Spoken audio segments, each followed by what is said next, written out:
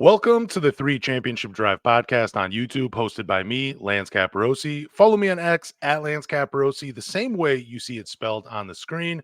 Do us a favor, hit the subscribe button, like the video, but more importantly, tell a Pistons fan. So we got a special guest on the show. He's a basketball enthusiast, a Philadelphia 76ers fan, really just a fan of the NBA, because who isn't? You guys should subscribe to his channel if you haven't already. It's our guy DeHave. DeHave, take a minute. Feel free to fill in the gaps if there is anything I missed. Thank you so much. Yeah, like you said, I'm a massive NBA fan. We cover all things NBA on the channel. I really appreciate you guys having me on. I think I've looked into your stuff. You do great work, and I wanted to take this opportunity to engage a little bit more with the Pistons fan base because they've been so good with the response to my deep dive video, and I really we were talking about it before, but I really can feel for Pistons fans, excuse me, going through what I went through with the process there, and it's very similar in a lot of ways. And I do feel for one of the first NBA videos I made was basically a message to Pistons fans, telling people don't get too impatient. Let this thing happen. It's going to take time. You got to be excuse me again, pretty patient, and eventually you'll find your guy. And whether that's Cade or someone else next year or the year after that, it will work itself out. I like the direction they're going in, so just embrace the craziness, right? And it'll pay off eventually. It's the best feeling in the world when you start winning. So I like that should be the slogan too, embrace the craziness. I like that you just said that. And I appreciate that you're being empathetic with us as fans because you're right. During the process, you went through it and you finally got the franchise and Joel Embiid, and you got the hope that comes with having a franchise guy like Joel Embiid. dude, like, you talk about it's very similar with the chaos within like the front office and all that, and like you guys just revolving front office people, coaches, even an owner now, right? I can relate. Like, we literally lost, once we put it all together, we literally lost Jimmy Butler because we had like 4 sitting GMs at one time, and then the Brian Colangelo burner stuff killed us. Like, there was so much weird stuff going on. Markelle Fultz forgot how to shoot the basketball. Like, Oh my it, gosh, it was just Ben Simmons never shot a basketball. Like, it was just crazy stuff like every season. It's like, why are we the only team that has this happening? I see a similar thing happening with Pistons fans, and I can 100% relate. And it's almost like looking back at my former self and how like upset I would get, and I'm like, looking back on that, like, no expectations, because we choke every year now, and I'm like, this is worse. Like, this is literally worse than the process. So at least I had stuff to look forward to then. Now I'm like, all right, who's going to beat us in the second round this year, right? Yep. How long is Embiid going to stay healthy? So with great expectations comes great disappointment a lot of times. You guys are definitely in for something exciting, whatever it is, whether it's more pain or hopefully you can put it together in the next couple of years. I think you guys are trending in the right direction, though. I really will say that. And I like the Bickerstaff hire. I like what they're doing, moving forward. So before we really get into like the meat and potatoes of this whole podcast, I do have to ask you though, because you're making so many similarities between the Philadelphia 76ers and the current Detroit Pistons era that we're in, do you feel kind of like maybe like a connection to Pistons fans? Like this might be a team you're watching a little bit more closely because I mean, even though it might be like a nightmare scenario to rewatch it all, but because you've been through this, like you might be able to watch it with like a different lens than us Pistons fans that haven't been through this. Absolutely. I see, about halfway, through the season last year, you guys had, going into the season, a little bit of expectations. And that's probably the most disappointing part. Correct me if I'm wrong about last season for you guys, the way it turned out. You hire Monty Williams, saw that money and stuff like that, and you got a lot of good young players, and just happened the way it did, right? But I saw a lot of Pistons fans like totally rightfully like concerned and like really upset and stuff like that. And I'm just like, this is literally me in 2012 or whatever it was, when we traded Drew Holiday for Nerlens Noel, and we're like, what are we doing? And so yeah, I absolutely am trying to hopefully reach out like to the Pistons fan base and say, like, if I could tell myself like these things, because it's so similar, if I could tell myself these things when our stuff first started, like, I would 100% do it because I think rightfully you're going to be very upset. You're going to be, why us? Like, why does this always happen to us kind of thing? And I just would, if I could tell myself one thing back then, it would just be embrace it. Like it's looking back, there's so much nostalgia in the chaos and just the no expectations and the hopeful future and stuff like that. So yeah, I do feel connected to Pistons fans in that way. And as I said again, they have you guys, and they have responded to me in such a positive way, and yeah, I hope to continue that moving forward for Yeah, sure. I think that we've preached it enough on this podcast just to be as patient as possible. Like Trajan's taking over, Trajan's doing something different. You see it as a Philadelphia fan that we are moving in a way that's better than where we were at. And I think a lot of the disappointment last year was just because of how much money we spent on Monty Williams to expect wins, like maybe even a playoff berth. We're sitting there thinking that we got our guy. We paid him a boatload of money to make this team good again, and it ended up being the complete flip opposite of one of the worst seasons in NBA history. So, I mean, we preach it every podcast that it's not going to happen next year. It's not going to maybe happen the year after that, but we're moving somewhere that is finally in a positive way. Absolutely. And, just real quick, I don't want to, be talking too much or whatever. You guys could stop me, obviously, if I am, but, Dude, you're the guest, man. Talk yeah, away. well, I appreciate you. So totally. And one more thing I'll say about, our two fan bases being a little similar is, I can spot a blue collar, gritty city when I see one. And, that is Philly is the epitome of that for me. Some of these East Coast cities, Detroit is 100% the same thing. When you see a player or a coach making that type of money, you expect results because you look at Yeah. that money as a hardworking blue collar person in a tough city, and you say, okay, like 14 wins on that contract is totally unacceptable. Like you should think that, Yeah. because where you come from, where we come from, like that amount of money is unimaginable. And then when you see like not only just the bad results, I think it's the way it looks a lot of times too. Like if a player or coach isn't giving everything they have, our city's synonymous with booing literally everyone. And maybe we'll talk about that with a certain player in a little bit. But you know, we want you to give everything you have because that's what we do in our lives. So I think and we care about our team so much. So that's I think the biggest thing I can see within Pistons fans is they're so passionate. And I could just respect that so much as someone who is the same way about my team. So yeah, Sweet, sweet. Okay, let's get into this, man. let's do it. It's the off season, and there's really not much to talk about because news is slow around this time. So I thought it'd be fun to have DeHave on the show to break down two new Pistons and their games and how they fit with the current roster. So DeHave, you watched a lot of Tobias Harris, 378 games to be exact. Break down his game for us fans, what you like and what you dislike. Yeah. So, you guys as Pistons fans, it's crazy to think that Tobias Harris, played in Detroit, but also when he got to Detroit, it was almost a decade ago, which makes me feel old. But, you will know some things about Tobias Harris, having seen him play with your team a couple years. And he was really great for you guys. That was, the Stan Van Gundy era, if I remember correctly. Similar type of game. I mean, not much has changed there. I think maybe he's lost a little bit of athleticism since then, but gained a little bit more, consistent skill and polish to his game. So, you know, I just want to get this out of the way really quickly because, the Philly situation with Tobias Harris was ugly at times with the fan base. And I fully expect him to get completely booed when the Sixers play the Pistons at Wells Fargo. I would probably not boo him, but I know my fan base and they will boo him as loud as they can. Unfortunately for Tobias, because, just again, to get it out of the way, the contract was very high. I have said this a million times. That's not his fault. Like that's our poor GM's fault or whatever it was. He's not going to say no to $180 million. I wouldn't either.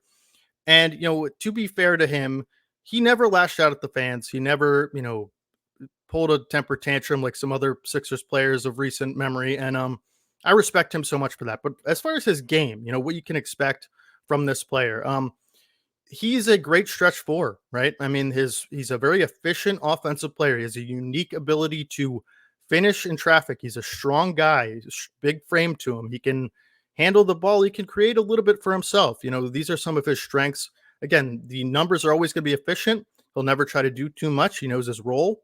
He's also a very consistent person and leader, I think, and that will help guys like Cade Cunningham, Jalen Duren.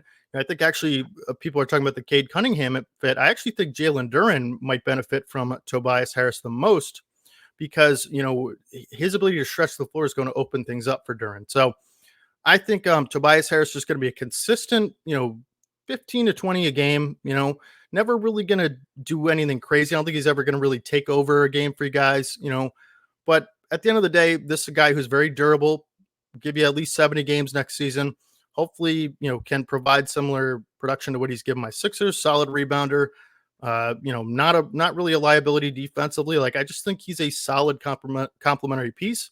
And he actually, I think, will raise your floor as far as wins a little bit next season, providing that leadership and, consistency for you guys. So, Yeah, one thing I really like about Tobias Harris, and one, he's a pro, but also he knows how to take care of himself. Like, the guy's played a lot of games for the Sixers, other than the first year where, well, that was the trade where he played 27, but 72, 62, 73, 74, 70 games per season. This is a guy that Cade Cunningham, Jaden Ivey, Isaiah Stewart, Jalen Duren, the two that I just mentioned, Jalen and Isaiah Stewart and Cade, they've all suffered with injuries in their careers. So they could take a page out of his book. Like, how do I take care of myself? How do I stay healthy? How am I able to maximize my time on the floor? And I think that's what Tobias Harris brings to the Pistons fans. And I think it's something that's really overlooked. That's part of his game.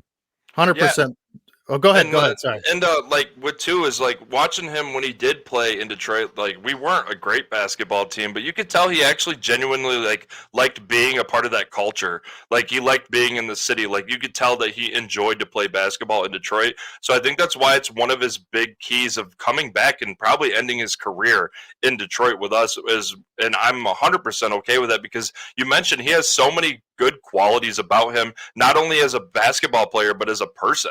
Like, Tobias is a very, it seems like he's a closed off person that likes to keep all of his feelings kind of tied up, doesn't get caught up in all the nonsense. And back to what you said, like, how can a fan be upset that someone's taking money? Like, if they offered me 3 years 80 million and 3 years 25 million, I'm gonna take the 80. How does that make any sense? Like, what? I don't understand a fan's point of view of saying, well, he shouldn't have taken that much money from us. No, actually he did, and he's very happy for it. So, but with Tobias, I mean, everything you said was right. Like, he's awesome. I hope he fits the culture. I hope that he helps all these young guys, because we still have a lot to learn. Yeah, totally agree everything you said. Just one quick thing to add. So I love my fan base, but I do believe they're wrong about that. And I've been critical of Tobias for different reasons, particularly disappearing in playoff games, that kind of thing. I will, critique his play on the court, but as a person, like you said, seems to be always engaged with the game. And for your point, he actually, while he has been durable and played so many games, he's also played a ton of minutes. This is a guy that he's in fantastic conditioning, and not only just the injuries, but again, there's a lot of times throughout his time here, he is playing 38 minutes per game, in big time games. When Joel Embiid goes down, his minutes go up. When James Harden's out of the lineup, his minutes goes up. He's also very adaptable. Like, he's had to take several different roles year to year with our team, and he's handled it very well, very gracefully. And like I said, I think he is just a very consistent person who, like you said, is very, professional, and he is going to bring that to Detroit. And I actually think, all things considered, Detroit could use a little more of that, consistent professionalism within their organization. So I wanted to ask this. I was thinking about this as you were talking, like when it came to Tobias Harris, because I'm a firm believer, like if someone offers you the money, you need to take the money. Fans can't be upset with that. But I think part of it too was that Philly, I mean, correct me if I'm wrong, but didn't they choose Tobias Harris over Jimmy Butler? And maybe Yes. that adds to it a little bit with the fans. It is 100% misguided anger. It's mostly, for me, I think a lot of the fans are misguided in this, where they're mad at the front office, they're mad at the decision, they're mad at them signing him to that contract. And then, like, of course, he's not a $180 million player. He never was, to be fair. And, he's not going to live up to that. He's a third option, on a very good team at best. And I think he mostly played like that for us. There were times, we could talk about the last game of the season last year where he scored 0 points. There are some things. He's not a perfect player, right? But nobody is. And I think for his ability, I think he actually did the best he could. I think he really cares about the game. Like you said, I think he tried really hard. Again, never lashed out at the fans. And that is respect, for me, because, if I was getting that amount of hate, I mean, you can't even go on any Sixers like Twitter post or Instagram post. The first comment will always be trade Tobias Harris. Like, it's insane. So yeah, I think he'll get booed. I wouldn't boo him. But like you said, yeah, there's just a lot of great things about him. And I think, also his leadership for Ron Holland, I think is going to be big as a, driving kind of forward type of player who can, you can expect a lot of things with him in transition. And, I think he's going to be a big help for him there. I absolutely love the signing. I mean, I'm part of a fan. Like, we booed Andre Drummond. I mean, not me. Not. I mean, I know I didn't. I don't know if Zach did or didn't. But just a guy that came in. Gave us 20 games, was one of the best rebounders in the NBA. And yeah, he wasn't the franchise player and he didn't really live up to the contract. And he's talked about that, like from, personally to young basketball players as well, talking about being $100 million guy to being a league minimum guy. I mean, we boot him. So, I mean, I get it. Fans are weird. We all are to a degree. Like, I mean, at the end of the day, I mean, we're rooting for grown men as professional athletes. Like, I mean, well, to be fair, I mean, I've seen Philly fans boo Santa Claus, so it's nothing new. And Tobias is no, unique situation there. He got it pretty bad, but we'll literally boo our mascot. Like, it's insane. So crazy. And as far as Andre Drummond, like it's not really his fault that like the league shifted and that type of player was no longer, could be the top guy. So I get what you're saying there. Totally. Yep. Yeah, but the best thing about Tobias is you're saying that he disappeared in playoff games. We don't have to worry about that for maybe a year or Great two. Point. Great point. He's on a 2-year deal. He's always going to score 0 points in our playoff games because we don't play him. Hey, Tobias, you're our guy. Hey, he's on a 2-year deal. You can expect the Pistons maybe to be in the playoffs in what it will be 2027. And then, we'll see what happens with the re-signing there. Yeah. Good point. So speaking of that, like, how do you think Tobias Harris will play with less pressure on him now that there's playoffs are out of the picture? Like, how do you expect him to perform for the Detroit Pistons? So that is actually a great point that I wanted to talk about. So, one of the things I think that Tobias, as well of a professional as he is and how he handled the whole thing here, like, he is human. And literally getting booed at home games consistently, like, it just has to get to you. Like, no question about it. Yeah. Like, you can't just, turn off your emotions. So the lack of, I don't think there'll be no pressure because he is on, somewhat of a large deal. And, again, Pistons fans are passionate, but that is going to be a weight off his shoulders. And I think you see a lot more of a confident, mentorish Tobias Harris, who, he's been there before, like where these guys haven't, a lot of them. And I think you're going to see that translate into better results. As far as like you said, there aren't going to be expectations of like, you need to score this amount of points with this amount of shots and hit all your catch and shoot threes, because you're probably only going to get catch and shoot threes playing next to Embiid and Maxey. Like, it is going to be so big for him. He's probably going to play so free and loose. And I actually think he's going to have a much better season next year than he had last year. Yeah. Yeah, I'm excited. I'm excited to see him because, us Pistons fans, we are welcoming him. I can't say it. We're bringing him in with open arms. Like, we want Tobias here. We want him to play for us. We loved him when we had him. We hated that we shipped him off. I hated that we shipped him off because he was a guy that statistically always brought effort and he always brought the numbers that we needed to be successful. Now, like, when it comes to being booed, yeah, that gets to you. Like, and it's not, and this has nothing to do with Tobias, but the NBA Finals, did you see Kyrie Irving? Like, when Boston was constantly swearing at him, yelling at him, it did get to him. It did. And you want to think that it didn't, but man, like, I couldn't imagine playing on a team in my own, like, I'm home. and my fans are telling me to get off the court every game, by the way. And that's just it's. I mean, I understand that you are not one of your fans, and you have accepted your fan base. Like I've accepted all of mine as well, but that's just unnecessary. Like you want this guy to be successful. Honestly, if I go and I'm my last 3 home games before the playoffs, and you guys are telling me to not play, you know what? I won't, and I'll score 0 points in a playoff game, and then you guys can all sit down on your couch and watch the NBA Finals. Like we want Tobias, we want him here. We want him to just do whatever the hell he wants because we know that he's a good player. And all these young guys are going to look up to him because he's been on 4 or 5 different teams. Like he's been around the league. He's a vet. We want these guys to listen to him. And I think we got the perfect guy to teach him. That is an excellent point about, like you said, the, increased mentorship role as well as the decreased pressure. Like, there is no way if you're a human being that has ears that, like you said, that won't get to you. Your own fans. Like, for me as a Sixers fan, like you said, you accept all your fans. Like I was at the Clippers game the first time James Harden came back here, and I booed him. Like I'll do it again too. Ben Simmons, I would have booed him if I was at that Nets game, right? Those are acceptable boos for me, but booing, I even can wrap my head around booing your own player if it's a crazy situation like that. Listen, I think Tobias will get booed, and it's unfortunate.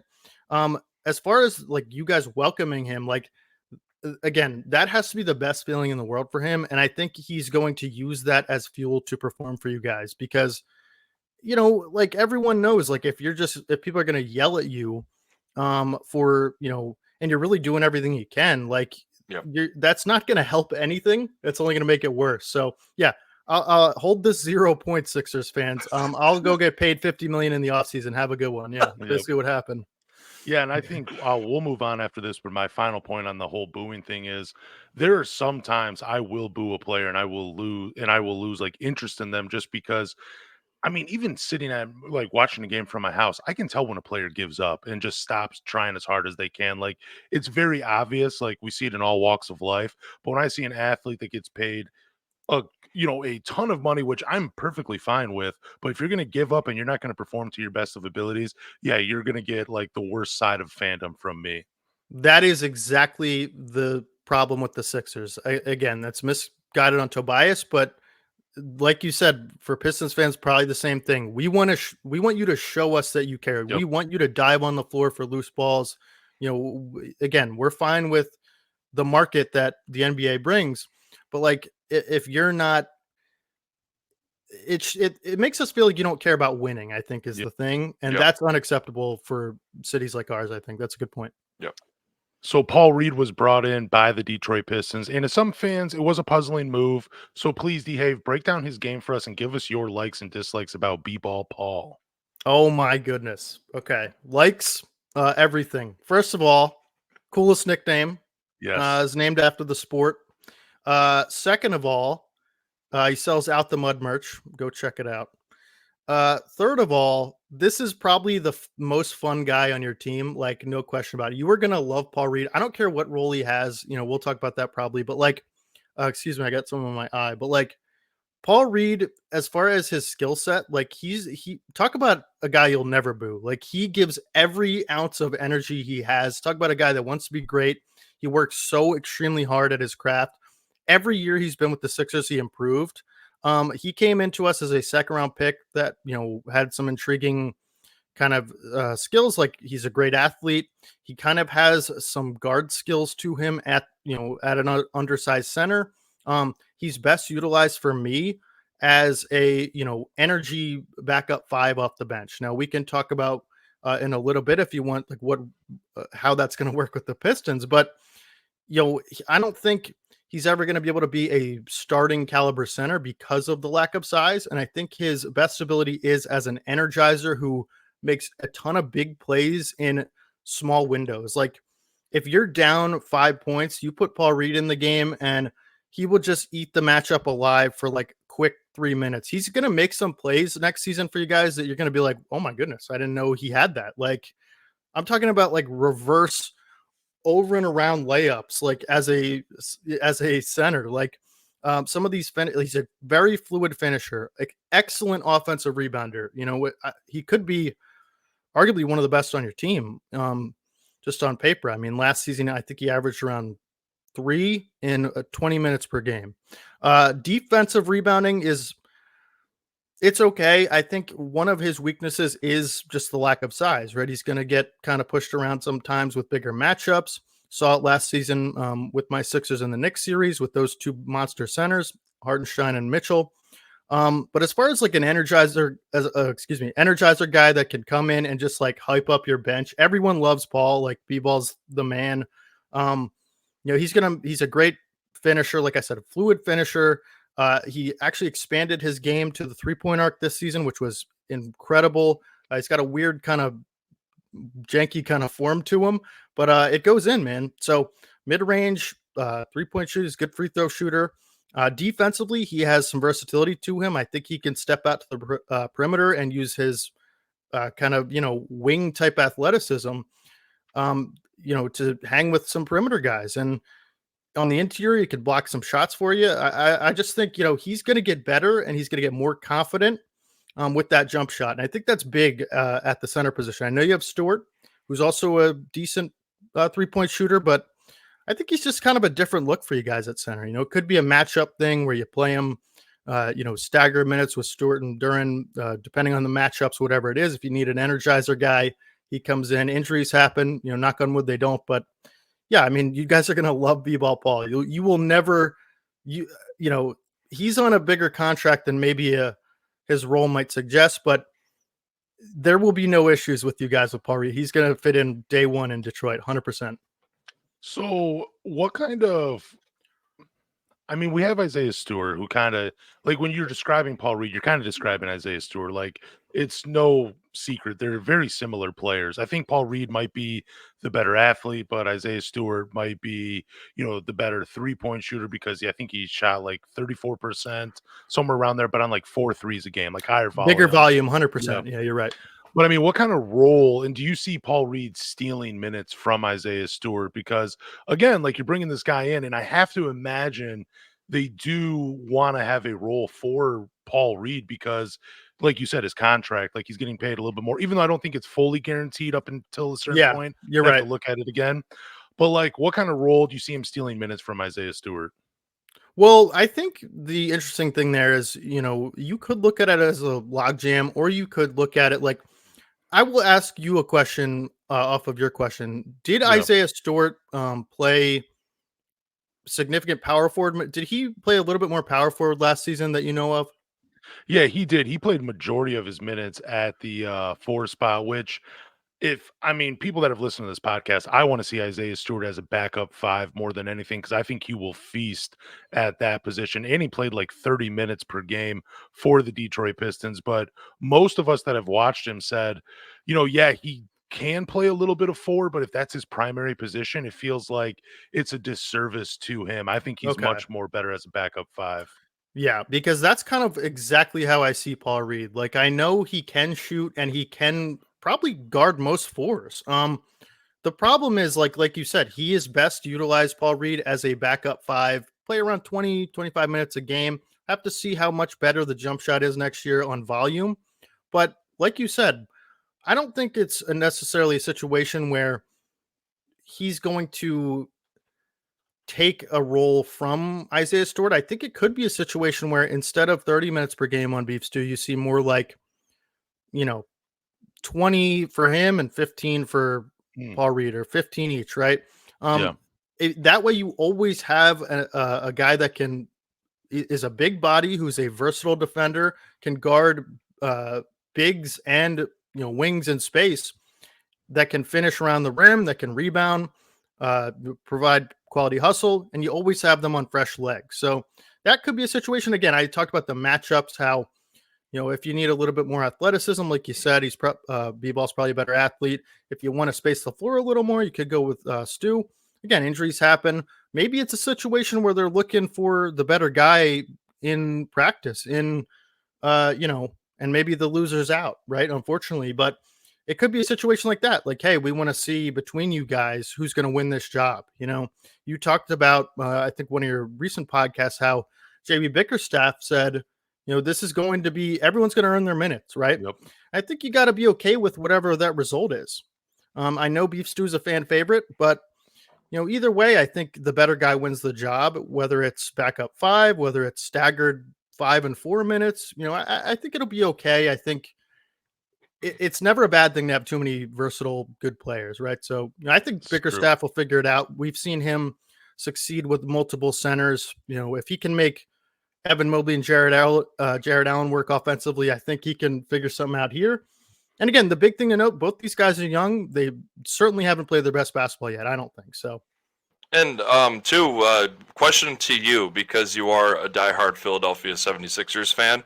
Do you think that Tobias Harris going to Detroit made Paul Reed interested in also coming to Detroit? It could be. I know they had a relationship. Paul Reed's been here, I think, 4 years. Tobias Harris, 5. So they've certainly have spent a lot of time together. Again, I know everyone loves Paul Reed on the Sixers. Like, he was, team favorite, fan favorite. He's just such a likable guy. That could be a situation that, you're right about. I'm sure there's a lot of teams that could have used Paul Reed. We talk about some of these contenders, like the Lakers could use another 5. The Warriors could use another 5. The Knicks could use another 5. Like, they know all about Paul Reed from the series last year. So that is actually an interesting point that I haven't given much thought to. And I think you could be totally right about that. I'm sure, they've spent a lot of time together, obviously. And again, I'm sure they have some kind of relationship. It'll be interesting to see the chemistry connection between those two. I think they'll help each other out. Anytime you move to a new city, and you're all by yourself, things like that can really go a long way for a player fitting in a little bit better. And Tobias having been there before could help Paul Reed, and things like that. So yeah, it could be an underrated thing like you're talking about. Yeah. Yeah, when I saw the trade happen, like, that was one of the first things that I thought. Like, we got Tobias Harris, and Lance texted me how much he wanted B-Ball Paul on the team, and it came to think, like, as much research I did about this guy as everything that you're saying is true, is how much everyone loved him and had respect for him. And Tobias being a veteran, maybe Paul saying, well, hell, like, if they're going to pay me what I want with my contract, I might as well just go join these guys, because Paul could end up, like, with Detroit only being a 14-win team, the way you both look at it is, like, if we go and we play well, we could get Paul could get bigger contract at some point if he starts producing well at the Pistons. So I just think that's something that I would look at if I was a professional athlete, like wanting to go play with certain people, because I know there's a lot of athletes that are in the NBA that a lot of people don't want to play with. So it's nice to see that rapport with them both. 100%. One of the things I think you're onto there, first of all, everyone loves B-ball. You guys will too, I'm sure. When you are on a team like the Sixers, who's looking to contend every second that Paul Reed's on the floor, you might not necessarily get the opportunity to make certain, type of shots that you want to take, or, they don't give you really the keys to let loose. Right. And I think Paul Reed was certainly a victim of that here. I mean, he has so much intriguing, again, guard-like skills that, I think it could have been a situation where Nick Nurse and, previously Doc Rivers was like, hey, you're in there to offensive rebound, give a lot of effort, and, be an energy guy, right? Like, and if Joel goes down, like, that's exactly what you'll be still. So I think it's a situation where in Detroit, a lot of these guys who maybe are a little bit proven like B-ball, but maybe have a lot more to show, see a team like Detroit, and they go, this could be an opportunity for me. I know there's Isaiah Stewart. I know there's Duran. Maybe I could help those guys. Maybe they could help me. This could be an opportunity for me to showcase a little bit more skills. And, rather than the Sixers, where I have a very specific, fine role. And if I deviate from that, I will not be in the lineup. Yeah, and I think we also experienced that, even though we were on a 14-win team, by being personally victimized by Monty Williams. Like, a lot of these young guys didn't get the opportunity to blossom. Like, they didn't, and we talked about it so much, and that's where I hope that both of these guys come to this organization, like, knowing that they have a coach that believes in them, knowing that they have teammates that want to see them play, like, to their potential, and I think that's where they're going to blossom the best. Yeah, I mean, if you guys aren't looking to make the finals next year, which, I'm not trying to be rude, but it doesn't seem like maybe that's the goal. Yeah. Why not? Throw them out there, see what they have, see what kind of stuff they haven't been able to show in other places. I think B-Ball Paul is really going to benefit from that. Excuse me, voice crack. And all I'm getting weird about the voice crack now. I can't You're think. good. You're good. So yeah, I think that's a situation where it's like, I have an opportunity when I'm on the floor, however many minutes that could be, to show some of the things I haven't been able to in Philly. So 100%. Yeah. So my final thought on B-ball Paul is I think there's a world where, and I know some Sixers, I know Pistons fans are going to hate to hear this, some at least, and some will love it. But I do think that B-ball Paul potentially makes Isaiah Stewart expendable, because again, like, I think if they had flipped places stat wise, it probably would have been very similar between the two. Like if B-ball Paul was getting consistent minutes like Isaiah Stewart was, the opportunity to start as many games Isaiah Stewart did, the numbers might be the same. I think they're very similar players. And if you can flip an Isaiah Stewart who has been rumored to be loved by like an Oklahoma City, a Boston Celtics, teams like that, and you can get some future assets for him, and then you're bringing in someone that's a little bit cheaper, that's not even on a fully guaranteed deal, you might be able to see a move by Trajan Langdon like that. And that's what got me thinking about, as we were talking about it, that's something I was thinking about. But what are your thoughts on that? I think that's actually a very good question and point that you raised, because I'm thinking now, like, if Langdon really believed in Isaiah Stewart the way a lot of Pistons fans do, would he have claimed Paul Reed off of waivers? Like, Yeah. that's a question I think you have to ask. I'm looking at it objectively as a, not a Pistons fan. And I know he is, very loved by a lot of the fans there. But yeah, like you said, it could be a situation where they want to see everything both of these guys have, and then they make a decision like that, who's expendable, who's not. Certainly it won't continue in 3 years where both of these guys are playing 15 minutes a game competing for the same job. Like, something is going to have to give here. It could be, I know B-Ball Paul's a new guy, right? And that, is a little more likely. You'd think maybe he'll be, with that non-guaranteed contract. But again, I go back to, if Langdon really believed in Beef Stew for the future, I'm not sure he claims a guy on that contract. It's very interesting. It'd be very interesting to see how they come out of the season. Like, I think you might know some things by the first few games of, who gets more minutes, what the roles look like, and all of that good stuff. So, yeah, I think you're right about them being similar players. I think you're right about Paul Reed's opportunities. They were very limited here, and I think he, earned that contract on limited minutes. I will say, again, they're both young.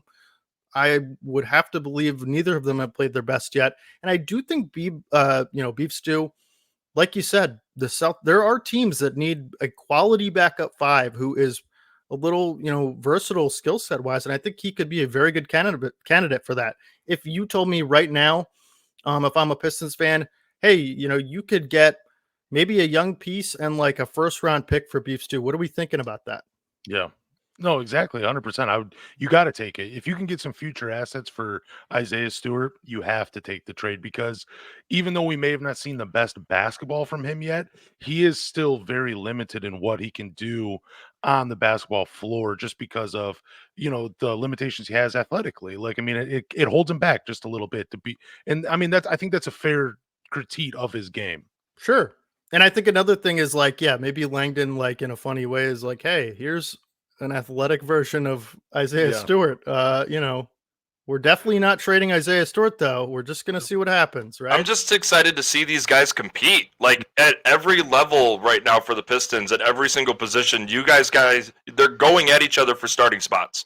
And I think that it's for every single position. I mean, you want to think that Tobias Harris is a lock at a 4, but I think Gassar Thompson wants minutes as well, so he's going to be fighting for rights for minutes. And it's going to be nice to see these guys compete. And if B-Ball Paul comes out ahead of Beef Stew and he's playing better, then, I mean, do what we need to do to get rid of him, to get some future assets for him. Absolutely. Yeah, I think that is exactly what you want. And I think they're going to know a lot of this stuff by day one, right?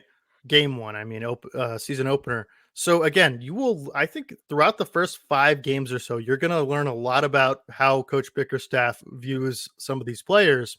And, I'm just thinking now, how funny would it be if like he took that so seriously that like Marcus Sasser has a better practice than Cade Cunningham, and he's like, he earned it. My Starting gosh. lineup. That would be crazy. A lot of fans would probably riot.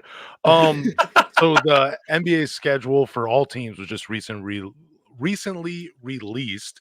And the Pistons, they have a brutal start to the season. And the fifth game of the season, they are away against the Philadelphia 76ers. It should be a fun game.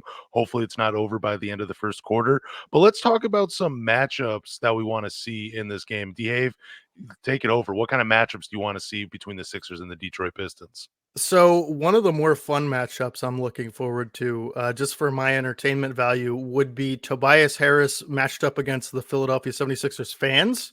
That's going to be a fun one to watch. That'll be something you got to keep your eye on for sure.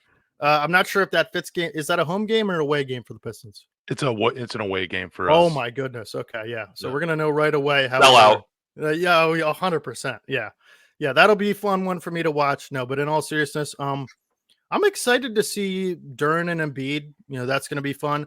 You know, I'm kind of struggling to know exactly how our team's going to play with so many new pieces. I mean, we have like a brand new lineup almost, but I think Cade and Maxey going at it, that's going to be a lot of fun. You know, we have some athletic wings. I think, you know, Asar Thompson, PG, that's going to be incredible matchup, right? So there's a lot of things, you know, mostly I'm excited for the reaction B-ball Paul is going to get. He's 100% going to get a standing O. And if I was at that game, I'd give him a standing O. Like, that's going to be fun. Yeah, but a lot of excitement. I think Asar and PG, that they're going to go at it for sure. So the Jalen Duren matchup, that's something I want to see with against Joel Embiid. So they've only played each other 3 times so far in Jalen Duren's career, and he's averaged 9 points, 8 rebounds, 3 assists in 3 games versus Joel Embiid, but shot poorly from the field in the last 2, 40 and 41%. But I guess in that matchup, what I want to look for is like, I don't want to see Jalen Duren get into foul trouble, but also I want to see if he takes that matchup seriously and really tries to.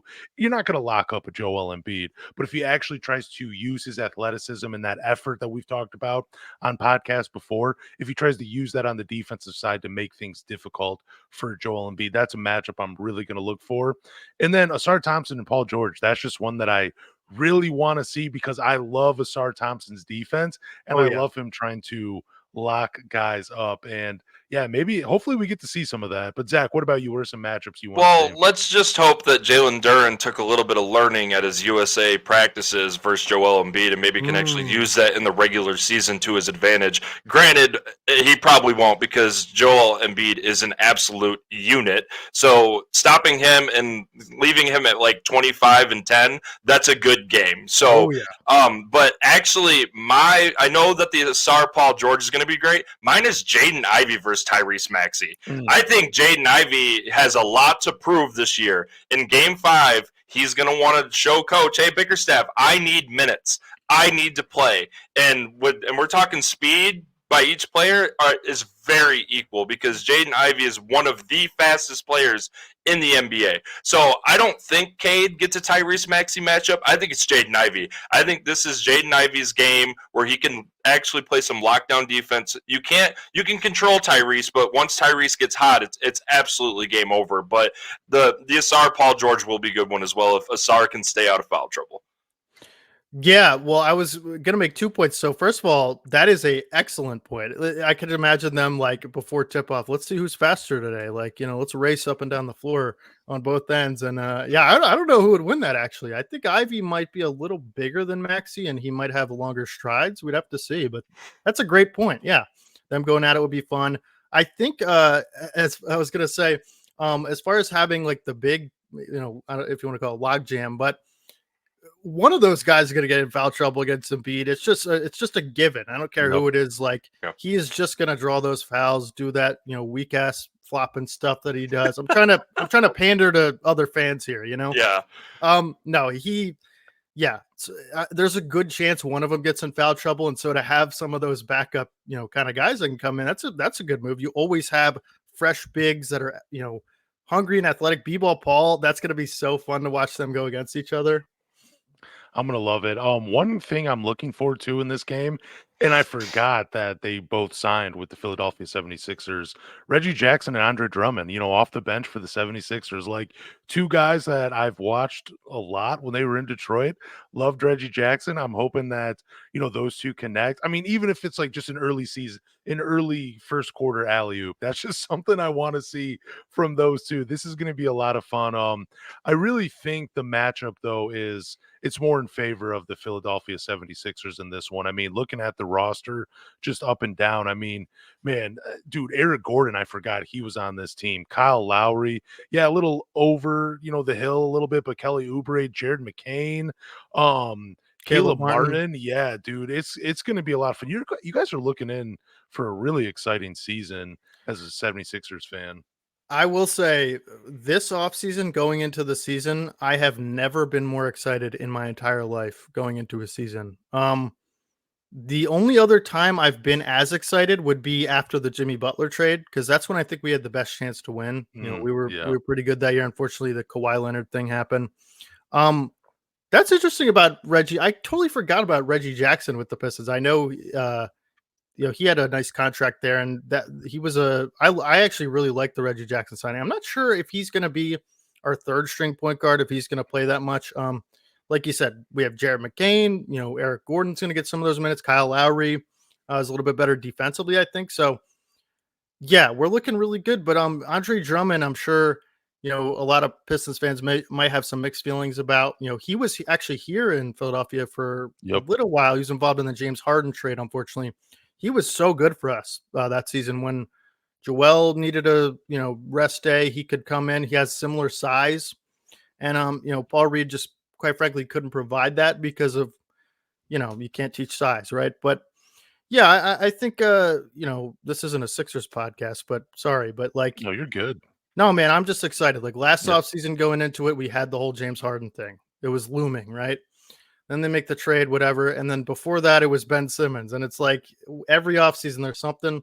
This looks like so promising that I almost don't want to get excited because I know how the Sixers do with expectations. And, adding another guy that's never won a championship, I don't know, man. I'm trying not to be like gaslit into being excited, but then I'm like, I don't know. But How did you feel about Jimmy Butler?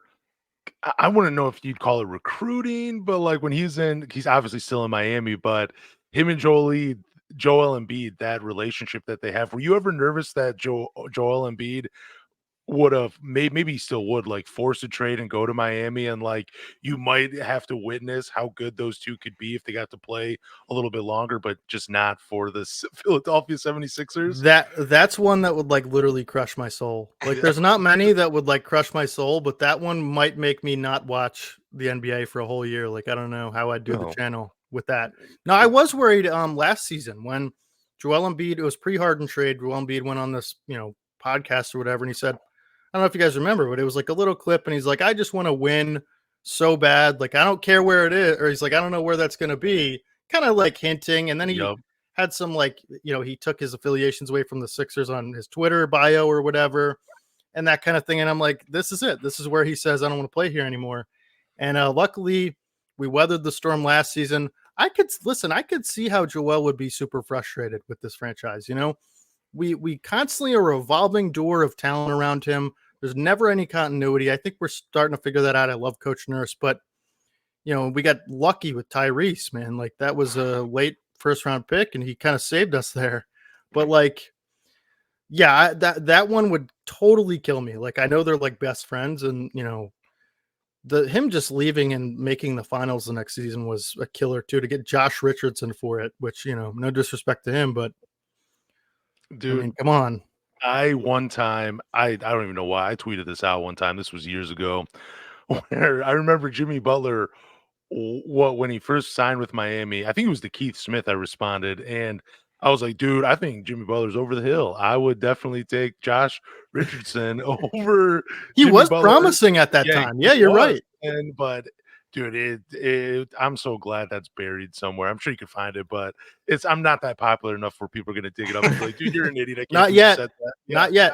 I did have a question for you guys. If let's say the Pistons win in 2027, the infamous Tobias Harris non-contract year.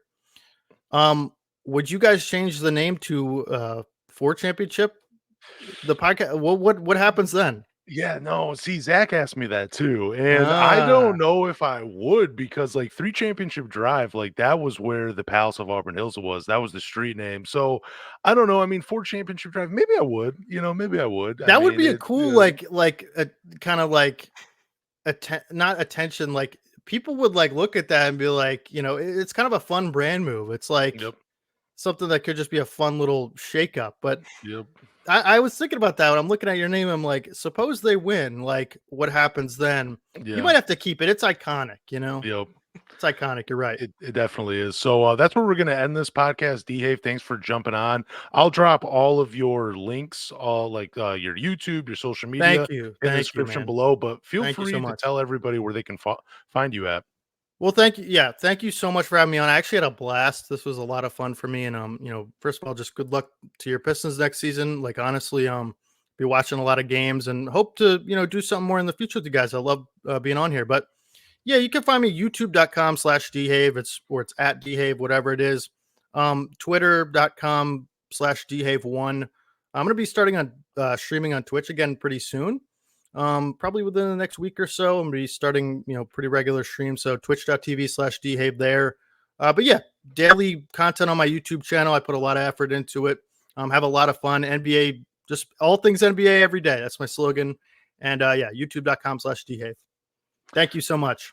Yeah, absolutely. Thank you for joining us. But thank you guys for listening to the 3 Championship Drive podcast. Do us a favor, go to Apple, Spotify, or wherever you listen to podcasts. Hit the follow button. After you hit the follow button, rate with 5 stars and leave a review by telling us your favorite matchups against the Philadelphia 76ers this season. But more importantly, tell a Pistons fan.